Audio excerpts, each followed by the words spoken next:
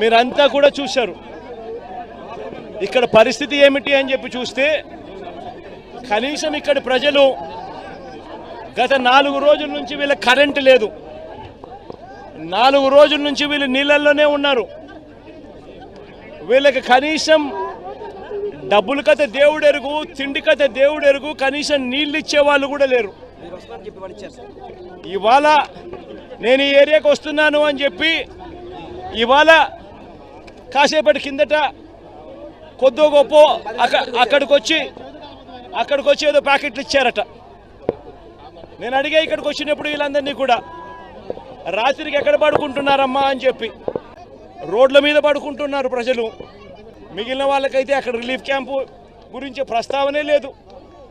అసలు రిలీఫ్ క్యాంపులు లేవు, కరెంటు లేదు, నీళ్ళు ఇచ్చే వాళ్ళు కూడా గత్యంతరం లేని నీళ్లు కూడా దక్కని పరిస్థితి. ఇది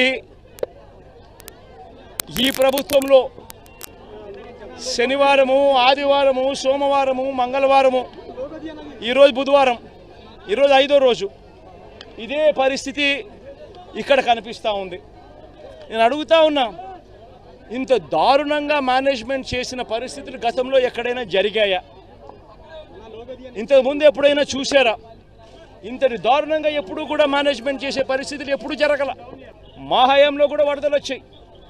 ఈ మాదిరిగా 30 సెంటీమీటర్లు, విజయవాడలో 32 సెంటీమీటర్ల వర్షం పడింది 3 రోజుల్లో. గురువారం స్టార్ట్ అయితే శుక్రవారం సాయంత్రానికి ముమ్మరంగా అంటుకొని శనివారం మధ్యాహ్నం దాకా, శనివారం సాయంత్రం దాకా వర్షాలు ముమ్మరంగా పడ్డాయి. అంటే 3 రోజుల్లో 32 సెంటీమీటర్లు వర్షం పడడం కొత్త ఏం కాదు. 3 రోజుల్లో 32 సెంటీమీటర్లు వర్షం పడడం గతంలో చాలా సందర్భాలలో జరిగాయి. 32 సెంటీమీటర్లు ఎక్కువ వర్షపాతం ఏం కాదు. 3 రోజుల్లో 32 సెంటీమీటర్ల వర్షపాతం చాలా సందర్భాలలో నమోదయ్యాయి. కానీ ఎప్పుడూ కూడా ఇటువంటి దారుణ పరిస్థితి జరగలేదు. కారణం ఏమిటి అని అంటే ఇది